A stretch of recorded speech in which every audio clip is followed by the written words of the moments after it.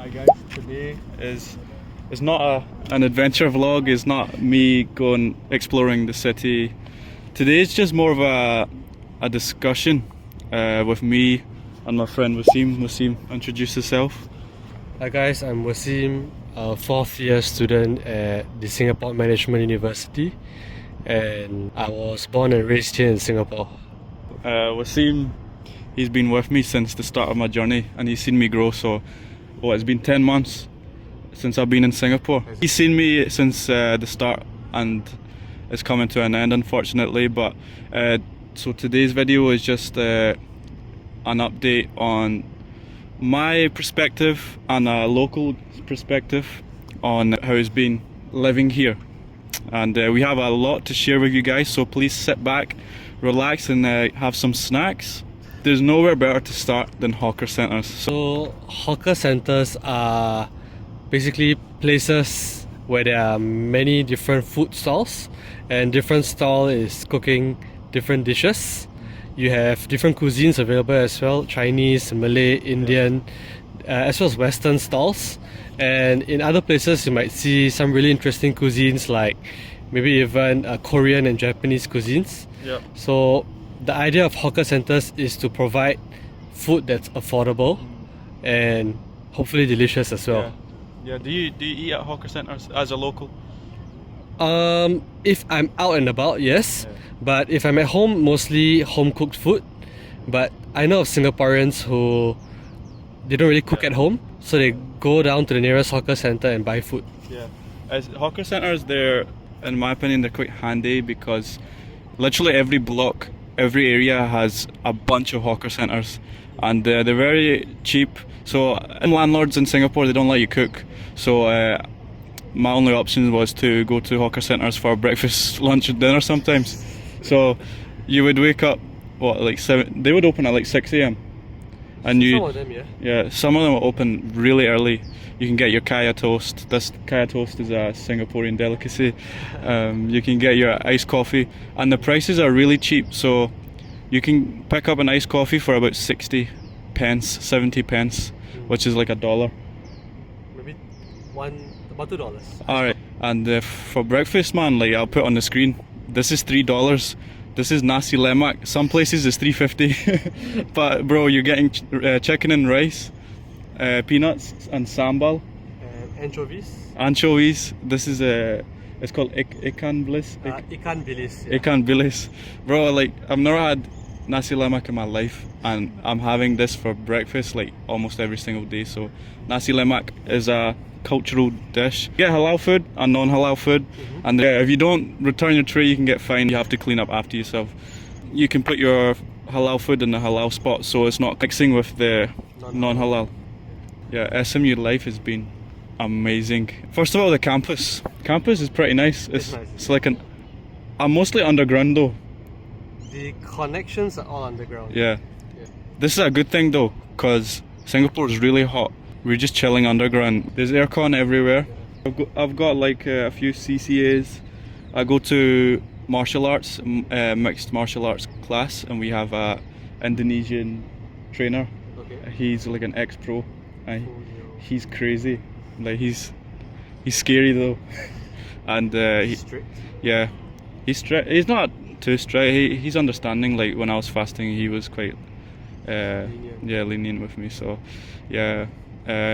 You're trained by real professionals here, and the Muslim society, I'll let Wasim take over. I've been a part of this strong, vibrant community. On many occasions we've had dinners, events, we've had iftars, we've had different talks. Yeah, today actually we're going to one organised not by a Muslim society but by a similar kind of organisation. So like, what are your thoughts on the Muslim community here inside SMU, or just universities in general, like in US? I think the Muslim community in the universities are fairly big, but in certain schools they're really well connected. In other schools, not as much. I would say in SMU, within the Muslim society, you have a whole group of people who are really into this thing, but there are of course groups of people who are not within the circle. So part of Muslim society's job is to try to rope them in and make them feel that they're not alone. And one cool thing here in Singapore is across the different Muslim societies in the different universities, we try to collaborate to hold monthly events. Right, so we actually get to meet friends from the other schools and all that, and that's how we form connections. I was in Muslim Society for last year and this year. So last year I was in the programs team, and we planned the different events that MS wanted to do. Right, and there's other things like marketing, there is logistics departments and so on and so forth. This year I'm part of the Islamic Business and Finance Society, so IBFS. So we are looking to do more, I would say, like business related, finance related, law, or anything in the professional space. We're trying to tie that to Islam and also make it accessible to the university Muslim crowd, because while you are chasing your deen, you also know there's something wrong with trying to do well or succeed financially. Right, and we gotta bring the whole community up together. My first week here, I had no friends. You guys saw that vlog, like I was a loner, so I reached out to the Muslim Society. I emailed them, basically, long story short, said I need a friend. They sent my man, and alhamdulillah, like it's been a blast. So we have so many different ustazis coming to different universities, and they're so funny, they're so nice, they're friendly, and we have fun, of course, but we're also learning about Islam and hadith and the seerah and stuff like that as well. Let's talk about prayer rooms. In school, even in like UK schools, there's prayer rooms and stuff, but they go beyond school. So you get them in malls. You get them like you can pray anywhere at any time in Singapore, which is quite nice. Next topic is NS, National Service. You can start local, because you've done National Service, So National Service is a compulsory obligation to all able-bodied males upon reaching the age of 18, I believe. So it's split into 3 sections. Basically, the government sends you a letter and tells you where you are going to. So there's the police force, there's the armed forces, which includes your Navy, Air Force and Army, as well as the civil defense. So you might be a firefighter or be in the paramedics. But some of my friends are in firefighting right now, Yeah. So basically for me, I got a letter to go to the army, and I spent 2 years there. However, if you actually do well for this physical fitness test, you can actually reduce it down to 1 year, 10 months. Wow. Yeah, it's not that I wasn't fit, 2 but months break. you get 2 months, you get to go off 2 months earlier. But for me, because I had a knee injury, so by default I was not like the A standard, the PES A, so I was PES C. I ended up doing admin work in the office, as well as like being in charge of the cookhouse departments. Yeah, but other people have it tougher, where they're basically in camp from Monday to Friday, and they only get to go home on the weekends. For me as an admin guy, I could go home every day. Can you do school during these, or is it full time? No, so you can't do school. You're supposed to treat National Service like a full-time job. And they also pay you. I mean, the pay isn't that great. It's improved over the years, but during my time I was earning about probably $500 to $600 a month. But my meals were covered while I was in camp. Yeah.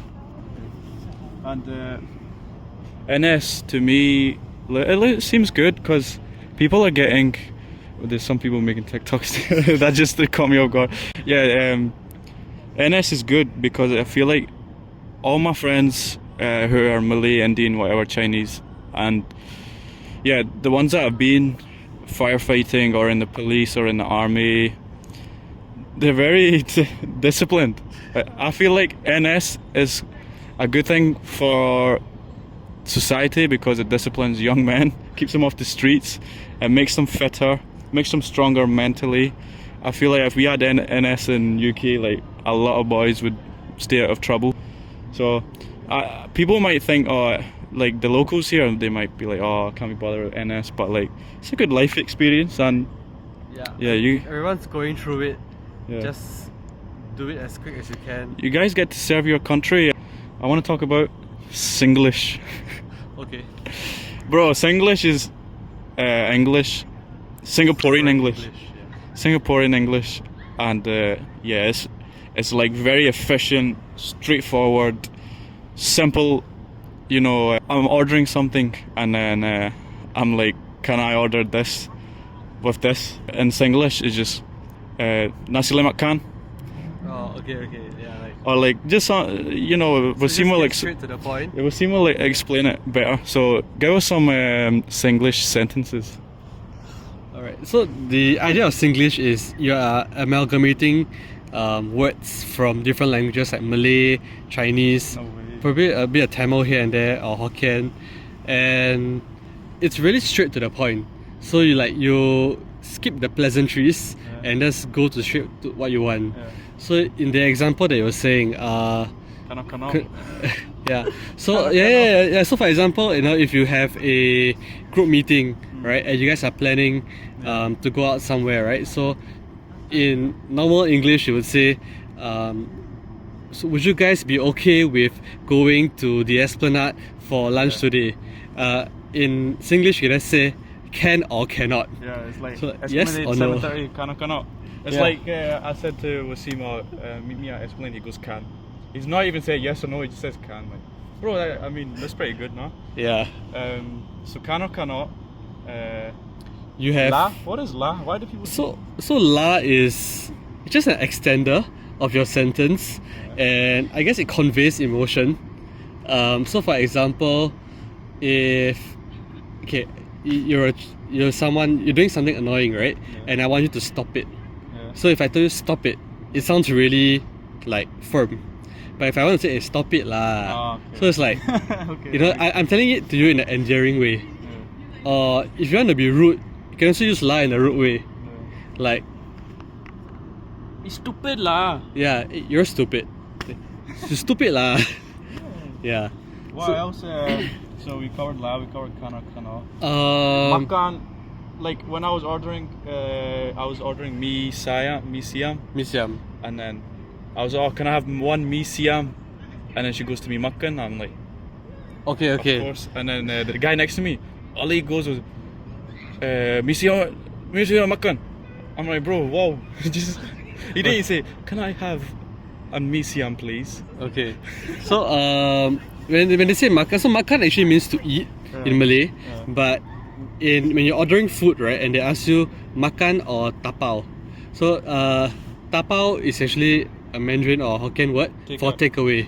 Makan refers to they're asking you whether you're planning to eat here. Yeah, so you gotta specify to them makan or tapao. Food is not, even though Singapore is expensive, food is really affordable. You can get, let's say, chicken tikka, cheese naan, right? That's a little bit expensive. No, Is it? No. I'm supposed to take you today. I Okay, found a okay. place, Delhi Lahori. It's in Tekka Centre, Little India, and they give us nice cheese naan, good portion, and chicken tikka with some chutney, onion, $8 or something. You get me? Or you can get some mee goreng, $5, $4. So you're spending in the morning $3-4 on Breakfast. nasi lemak, for example. Then for lunch you can have what? Cheese prata. You can have Maggi goreng, $4-5. That's $9.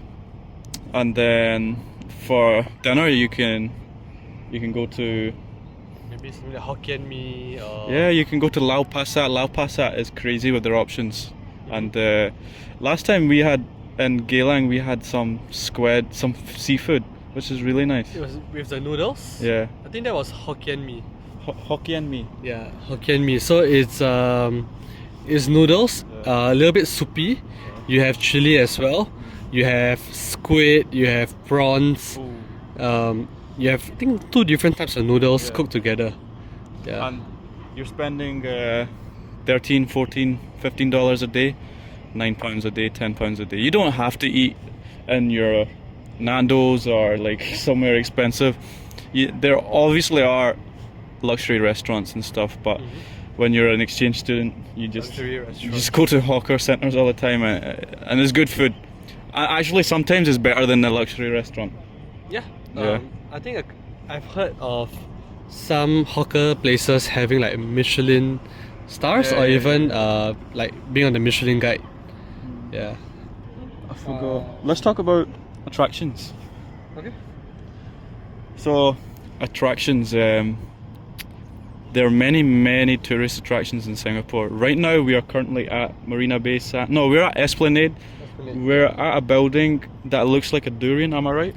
Yeah, so fun fact, if you Google the Esplanade or if you show a picture of the Esplanade, it looks like a durian. What is durian? For those who don't know. So durian is a fruit that can be, it's a spiky fruit. Yeah.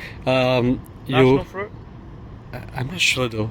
I think it's the national fruit of Malaysia and Singapore, if I'm not wrong.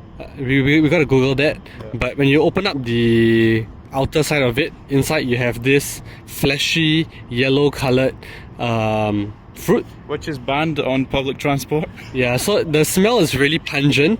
Yeah. People are divided by the smell. Some people hate the smell, others love it. Like I for one love the smell of durian, and I love eating durian. What does it taste like? I've never had. How do you describe it? Does it taste like mango? Have you not tried durian? I've tried durian slush. Remember that time? Yeah, no, you gotta try the fruit. I'm not good at describing durian, but like it's an acquired taste, but I really love it. So back to the Esplanade, right? Yeah. So it's really spiky, and do you know the inspiration for this building was actually a Chinese lantern. Wow. But Chinese lanterns aren't spiky, they're all like smooth and all that. But because if you have sunlight coming in, it's gonna heat up the place real hot. Yeah. So they strategically place all these fins so they actually monitored how the sun moves throughout the year and place this carefully so that the place wouldn't be too hot. Yo, that's crazy. I didn't know that. That's crazy. That's like a perfect example of the Singaporeans and how they do stuff, man. Like their architecture is crazy. Behind us though, that's like, you guys are wondering what is that. If you don't know, that is the Marina Bay ship. Marina Bay Sands. Marina Bay Sands. Yeah. Is it a hotel? It's a hotel, shopping center, as well as a casino. Oh damn. And there's a club at the top, like a restaurant bar. Yes, type. yes. There's C'est La Vie's up there. C'est La Vie's like a luxury restaurant bar. But yes, bro, Marina Bay Sands is like the first thing or first attraction people would think of. So this is number one, like top of the list. We've also got Arab Street. Yep. Arab Street is like where the Sultan Mosque is. I think it's the biggest mosque. For the longest period of time, it was. Yeah. Until recently. Yeah. Arab Street is where I spend a lot of time because there's good artwork on the walls. The mosque is just beautiful. You can hear the adhan. You can go to T Tariq, which is next to the mosque, and the alleyways in the streets, and Haji Lane is also, the atmosphere is just brilliant, man. Bro, I heard something about Haji Lane is like was back in the day was like a meeting point for people that wanted to go on pilgrimage. I think so. That's how you got this name, Haji Lane, like to go on Hajj. Yeah. But nowadays it's just full of hipster shops, and on the other end of it is just bars. Like it's kind of a shame, in my opinion. Yeah, that's definitely a shame. But there's a lot of Muslims still there, and they held the culture. So the restaurants that are there, you get Lebanese, Yemeni, Turkish, and stuff like that. Overpriced though. Yep. Like you can sit there and get chicken and rice for like $30. Come on, just go hawker center, bro. $8 la. There's nice vintage shops there. You can get your thrift stores, but again, overpriced. May as well go JB. Gardens by the Bay. You can. Oh yeah, you can see it. Further back. Yeah. Gardens by the Bay. So Gardens by the Bay, it's basically a really huge garden. There are different exhibitions over there for different like plants. It is also home to, I think, there are two structures which are like indoor gardens, and it's home to the largest indoor waterfall. So that's something pretty cool about Gardens by the Bay. Personally, I've been there a couple of times. I don't get the hype, but if you're a nature lover, then perhaps you can go for it. Yeah, I've been to Gardens by the Bay on my first week here. I was there. Nice to walk about, explore. And then I came with my cousin and my uncle, and they really enjoyed it coming from UK. And right now there's an event. So Gardens by the Bay or like Marina Bay or anywhere like of the tourist attractions, they have different themes depending on what time of the year it is. So I remember I was sitting just behind the Marina Bay, and there was lanterns, like drones, doing a drone show of a Chinese dragon, which was nuts. I'll try to find a video and put it up here. And Gardens by the Bay right now, they had a Chinese New Year theme, and they had concerts and stuff, but this time they've got Northern Lights, like a theme. So you should take your partner, bro. Let's do Orchard Road. Orchard Road is just your main shopping street, and it's got the top brands from Louis Vuitton to Cartier to Stussy. If you want streetwear, it's all there. Orchard Road is quite nice. We've got the zoo. I love the zoo here. The zoo is not your typical zoo where you see caged animals. Like, for some reason these animals are out in the open, and when you go and you like explore the zoo, whether it's the night safari or the normal one, regular zoo. Yeah, the regular zoo. It feels like you're in the jungle. Yeah, so like the zoos here, most of the animals are in huge enclosures, so they can roam around quite freely. Apart from the night safari and the Singapore Zoo, we have the bird park, or they call it the bird paradise, and the other one is the river wonders. Yeah, but my personal favorite is the bird paradise because it's really huge, and the birds are not in cages at all. Wow. Yeah, so you have like different zones like birds of Africa, Asia, and so on and so forth. You should definitely check that out.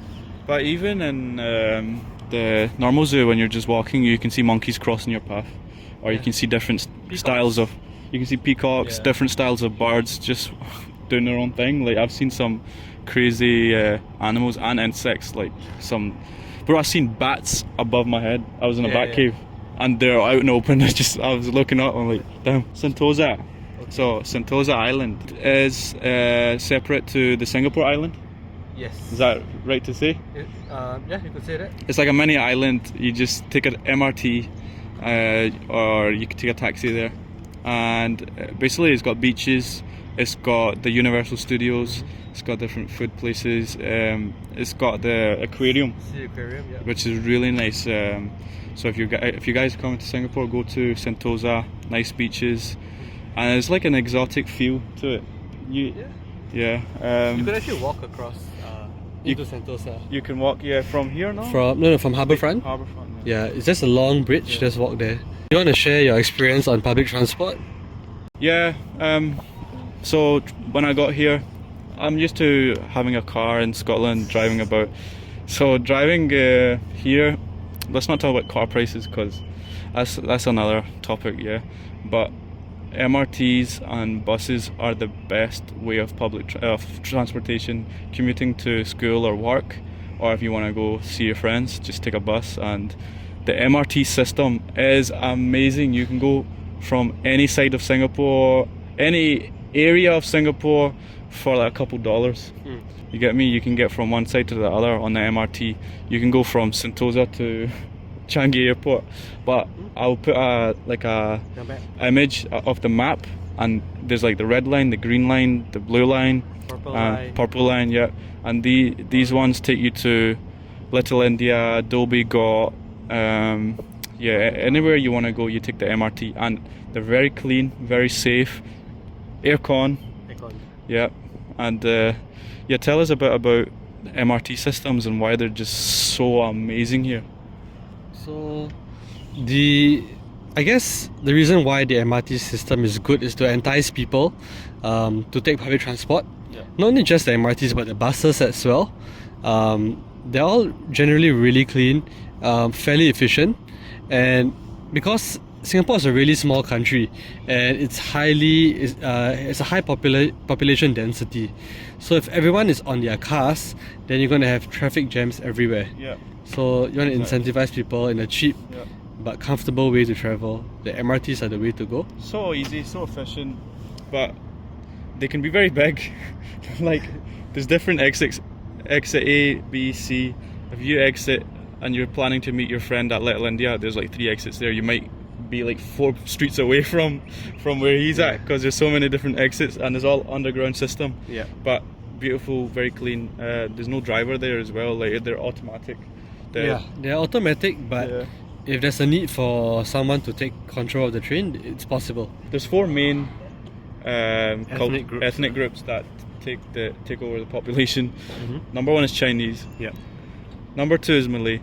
Yeah. Number 3, Indonesians. Indian, yeah. Damn, I thought it was Indonesians, because like Indonesia is closer than India. No, I guess like we would group the Malays and Indonesians under the Malay. But not saying that they're the same group of people, but a lot of Malays in Singapore have like Indonesian ancestry. Yeah, the national language of Singapore is English. Is Malay? Yes. Singlish, bro. I mean, the signs are mixed Chinese, English, Malay. Especially in the tourist areas. Yeah. So a lot of my friends, like I wasn't really familiar with the Malay culture, because I don't think I have any Malay friends in Glasgow in Scotland. Probably quite rare. Yeah. So now that I'm here on this side of the world, all my best friends are Malay or Indian, and so the Chinese, they're the majority here, yeah. And it's weird though, because this Singapura is a Malay word, and it was Malaysia once upon a time. But how did the Chinese take over? I wouldn't say take over, but so it started off as a trading port back in the day, like hundreds of years ago. There was trade, and then people from all around the world, like China, India, the Arab Peninsula, they came to Singapore to trade, because it was right smack at an ideal location for them to like stop if they wanted to go further up. So as time went on, people settled here, they made livelihoods here, and especially in Singapore, there was, I guess, a greater migration of people from China. Yeah. Do you think there's any racism here, or any priority on a certain type of culture? So on paper, the answer is no. We believe in the concept of meritocracy, where you get what you deserve. Like you work hard, you get the reward. But definitely, it's not blatant racism, but sometimes you can sort of like feel it. Yeah, maybe I can get away with it sometimes. Like as in, I may not be as affected by it, but I know like certain people probably receive it more than I do. Yeah, like maybe I guess it depends. Like how you speak, how you look like, and if it's not as desirable, people may not like you as much, I guess. Yeah. Let's talk about HDBs. Okay. Housing Board Development. No, that's HBD. Housing Development Board. Yep. I stayed in an HDB. I stayed in a HDB when I moved here, and it was nice. I stayed on. Do you remember in Boon Keng, the ones I stayed in? Are they like older or newer? Older. Yeah. So, but even though they were like built in the 1950s, 60s. I think majority would be 70s, 80s. Yeah, but the guy really did a good job renovating it, and I had a room there. It was about 1,000 Singaporean dollars a month. I don't stay there anymore. I found one cheaper. Now I stay further from the centre, and I'm paying about $700, which is good. But if you're staying central, prices can go up to like even 1,000 was quite good compared to what my friends are paying. Like, and Boon Keng was in the centre, so my friends, they pay 1,600 Singaporean dollars, and they stay normal rooms. But HDBs, a thing that kind of stood out to me, every HDB, they have underneath many shops, many food centres, hawker centres, and they promote kind of diversity in the area, because you told me about this kind of rule where they have to. You remember that rule? Yeah. So there's an ethnic quota, right? So if, let's say, especially for the newer buildings, there's got to be a certain percentage of like Chinese, Malays, and Indians in a particular building. So like one nationality cannot, dominate that area. I mean, naturally one would because of the different populations in Singapore, but you do not want. Your neighbors are going to be. At least you're going to have a little bit of neighbors from other races. I had Chinese neighbors, Indian neighbors. Like you would hear the uncle doing his bell. He was Hindu. 7 a.m. is like. So I like that because HDBs, I don't know, like there's parks built within them, so they're just so good because you've got your exercise parks there. They're very safe. They're clean.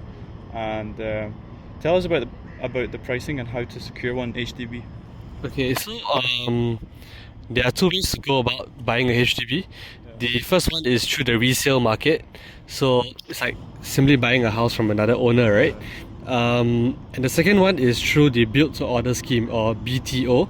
So there's this running joke in Singapore where, because when you want to buy a home, you got to be married, or if you want to buy it as a single individual, a BTO, you got to be at least 35 or 32 years old and above.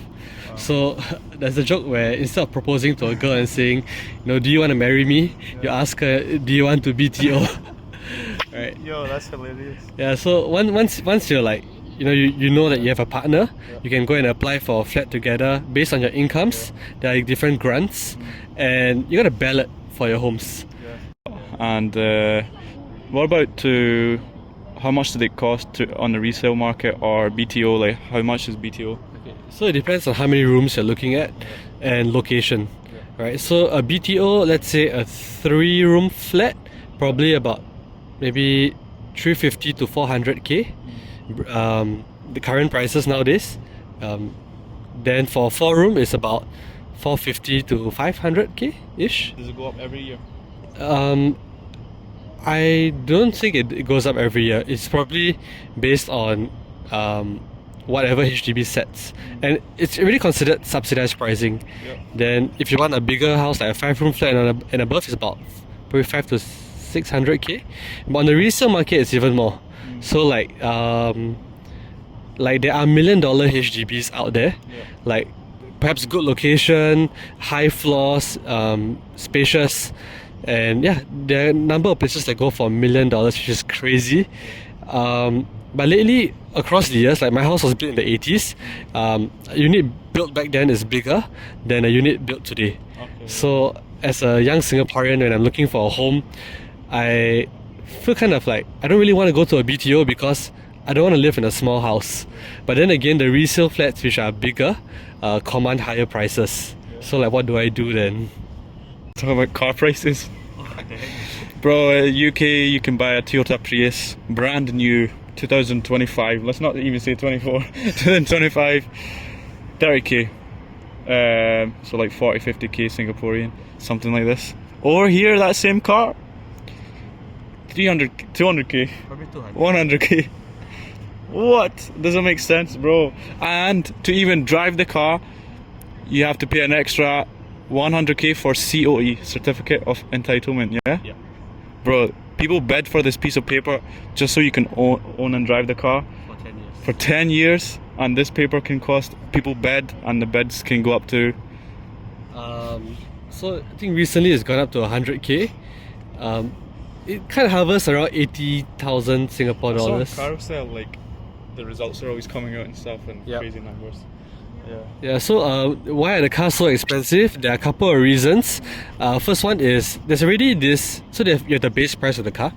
Then there's an additional tax on that. The more expensive your car is, you could go up to a 100% tax on it to 300% tax on it. Then there's also your COE, which is about 80 to 100k. Wow. So just wrapping up here, let's talk about the weather. There's not even a winter here, or an autumn, or a spring. It's just always hot. And right now I'm sweating. I don't know about you. I mean, it's kind of cool because it was raining earlier, but these days now it's end of April. It's like 40 degrees. It feels like. No lah. All right, it says it's 32, 34, right? Yeah. But it feels like 40 if you check the humidity levels. It's crazy, and it's really hard to get used to when you come from a cool climate. You're just sitting in the room with the AC on all the time.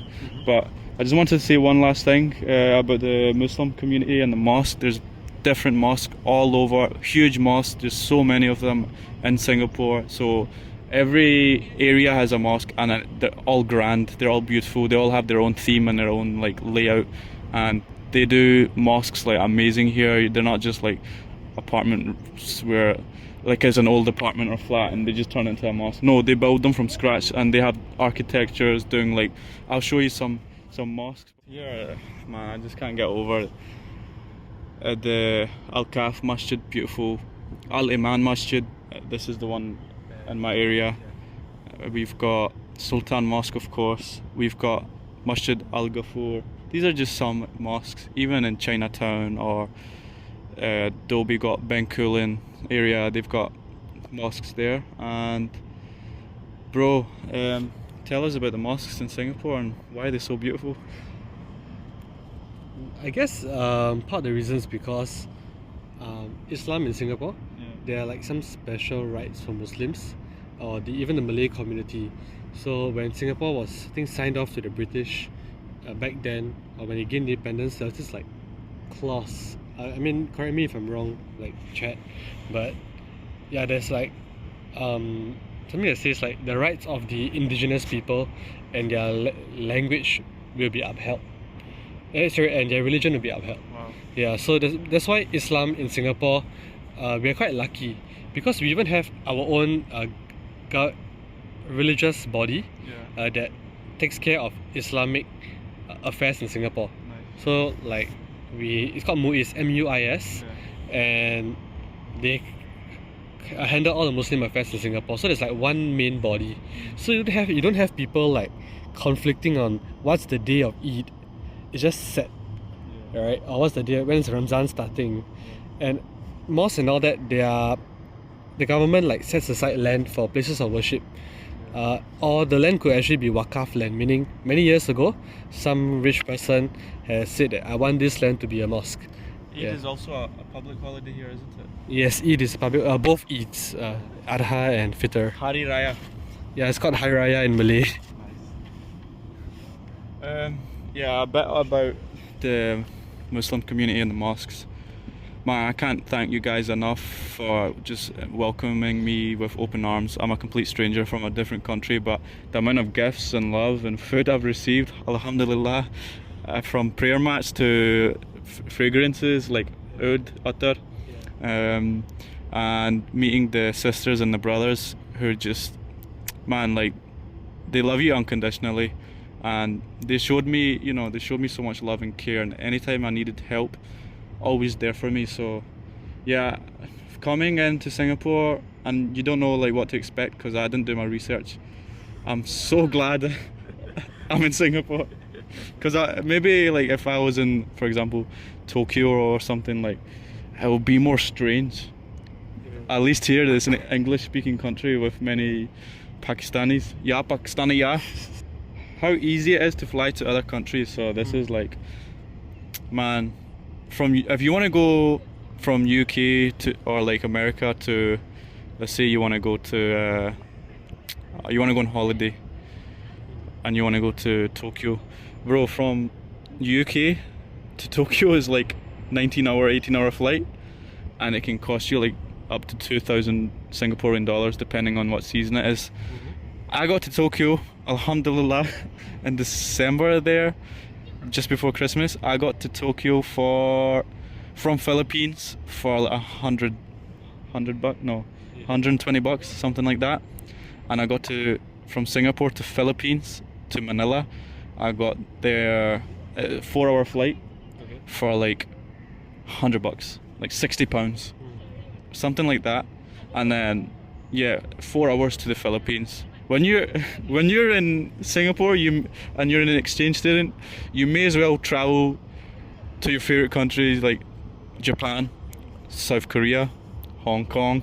Oh, but Thailand's nearby. May as well go Thailand. Oh, Vietnam's near. just go Vietnam. Like, it's so easy, you get me? You end up just doing everything. So I went to Tokyo, Seoul, Vietnam, and they're all nearby flights. They're not like you need to pay $1,000 from this location and travel 16 hours, bro. Just do 4 hours, 4 hours, 3 hours. Like, it's so efficient. But It's similar to Europe, right? Where you can easily just. yeah, but who wants to go Europe, bro? I don't know. I might want to go Europe. Alright, you might want to go Europe like once, but if you live in Singapore, bro, you can just go to Cambodia or China, or like Taiwan or something whenever you feel like. I swear, it's so easy, like, it's so efficient. And Malaysia and JB, like, bro, I always hear Singaporeans just walking and then like, I might go For the weekend. no, they're like, I might go JB on the weekend lah, get massage lah. Cause yeah, it's across the border. You can get the bus from my house to the Woodlands checkpoint, which is the border. It takes me 30 minutes, couple dollars on a bus. You go, stamp your passport, go, and then you're in Malaysia, and everything's 5 times cheaper. Like 3 times cheaper. 3 times cheaper, yeah. 3 times cheaper, right? Shopping there is good, and yeah, that's another holiday. Yeah, I think Singaporeans love going to Malaysia for the cheap stuff. Some of them go to visit family as well. But Singapore and Malaysia are not that culturally different. Yeah. Bro, that's us, man. But What? no, just wrapping up, guys. Stay. Bro, what did I say? Guys, no. What did I say, man? This is like What's that? vlogging problems. An outro So- or something? Yeah, just an outro. So, anyway, guys, that's it. That's all topics discussed. Just bear in mind these are our opinions, and don't take anything too serious. Please subscribe to my channel, like it, because I've got more travel content coming up. And if you liked it, please share with your family and friends. And yeah, come to Singapore. It is truly a lovely, lovely place.